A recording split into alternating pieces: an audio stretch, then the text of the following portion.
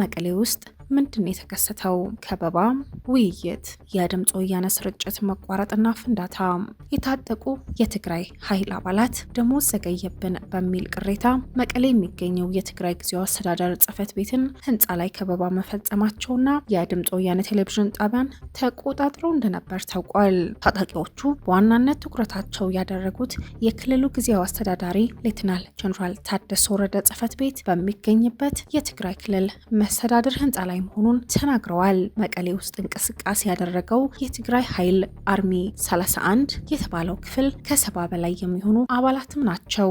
እነዚህ ታጣቂዎች ዛሬ ሮብ ህዳር 24 2018 ምሽት አራጉር እንደርታ ከተባለ ቦታ ተነስተው ሐሙስ ዕለት በአስተዳደሩ ህንፃ ላይ ከበባ የፈጸሙት የሰራዊቱ አባላት የነፍስ ወከፍ መሳሪያ የሆነውም ክላሽንኮቭ ጨምሮ ዲሽቃን የተባለው የቡድን መሳሪያ የታጠቁ መሆናቸው የአይን አማኞችም ተናግረዋል። ይህ በእንዲህ እንዳለ የአርሚ 31 የቅርብ አዛዦች ክስተቱን ለማርገብ ሊያናግራቸው ቢሞክሩም ከፍተኛ ባለስልጣናት መጥተው ያናግሩን የሚል ሳይቀበሏቸው መቅረታቸው ነው የሚነገረው።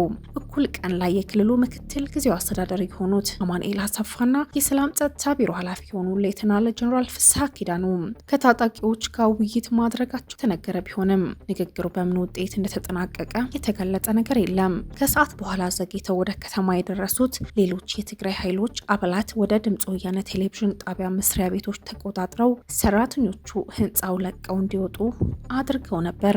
በዚህ ምክንያት ጣቢያው ለ2 ሰዓታት ያክል ስርጭቱን ተቋርጦ የቆየ ቢሆንም አመሻሽ ላይ ወደ አየር መመለሱ ተገልጿል። በተጨማሪም ከሰዓት በኋላ የሰማዕታት ሐውልት በሚገኝ ግቢ ውስጥ ከፍተኛ ፍንዳታ መሰማቱና እየተጣራ መሆኑ ከመግለጽ ውጪ ከፍተኛ ፍንዳታም ተሰምቷል። ታጣቂዎቹ እኩል ቀን ላይ በክልሉ ጊዜያዊ አስተዳደር ባለስልጣናት ጋር ካደረጉት ውይይት በተጨማሪ ሐሙስ አመሻሽ ላይ ሌላ ዙር ንግግር እየተደረገ እንደሆነም ታውቋል። ነገር ግን በውይይት ውስጥ የክልሉ ጊዜያዊ አስተዳደር ፕሬዝዳንት ሌተናል ጀኔራል ታደሰ ወረደ ስለመኖራቸውም የታወቀ ነገር የለም። የታጣቂዎች እንቅስቃሴ ከትናንትና ጀምሮ የታየ መሆኑ ነዋሪዎች እያመለከቱ ሲሆን በዚህ ሳቢያ በመቀሌ ነዋሪዎች ዘንድ ስጋትም ተፈጥሯል። የትግራይ ኃይል አባላቱ በወር የሚያገኙት ደሞዝ እንዲሻሻልና ሌሎች ጥቅማ ጥቅሞች በተደጋጋሚ ሲጠይቁም ቆይተዋል። ለአሁኑ እንቅስቃሴ ምክንያት በክልሉ ያጋጠመው የደሞዝ ክፍያ መዘግየት ሊሆን እንደሚችልም እየተነገረ ነው። የአርሚ 31 ታጣቂዎች በክልሉ መስተዳድር ህንፃና በተንቀሳቀሱባቸው አካባቢዎች የተሽከርካሪዎች እንቅስቃሴ ተስተጓጉሎ እንደነበር ነዋሪዎችም ይገልጻሉ። እንዲህ ያለው የሰራዊት አባላት እንቅስቃሴ በተደጋጋሚ መከሰቱ በነዋሪዎች ላይ ስጋት መፍጠሩ የተጠቀሰ ቢሆንም በዚህም ሳቢያ ግጭት ይከሰታል የሚል ከባንኮች ገንዘብ ማውጣት፣ ከገበያው መሰረታዊ ፍጆታዎችን መሸመት እንዲሁም እንግዶች አንዳንድ ደግሞ ወደ አዲስ አበባ ሲሄዱ በተደጋጋሚ ይታያሉ። እንዲህ ያለው የትግራይ ኃይል አባላት ተቃውሞና ጥያቄ ለመጀመሪያ ጊዜ የተከሰተ ሳይሆን ከዚህም ቀደም ብሎ የክልሉ ዋና ከተማ መቀሌን ጨምሮ በተለያዩ አካባቢዎች አጋጥሞ እንደነበረ ተዘግቧል።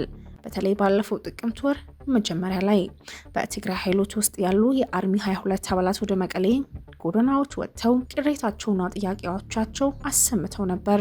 የሰራዊቱ አባላት በተመሳሳይ ወደ ክልሉ ጊዜያዊ አስተዳደር ህንፃ ሄደው የነበረ ቢሆንም የተለያዩ መንገዶች በዚህ ሳቢያ ተዘግተው የነዋሪዎች እንቅስቃሴ ተስተጓጉሎ እንደነበርም ይታወሳል። ከዚህ ቀደም በታጣቂዎች የቀረቡ ጥያቄዎች ተከትሎ የክልሉ መስተዳድር ለደሞዝና ለጥቅማ ጥቅም ጉዳዮች ምላሽ የሚሰጥ ውሳኔም አሳልፎ እንደነበር የሚታወስ ነው። ወቅታዊ መረጃዎች፣ የተለያዩ ፈጣን መረጃዎችን ለማግኘት ቻናላችን ይቀላቀሉ። ሪከርድ ዞን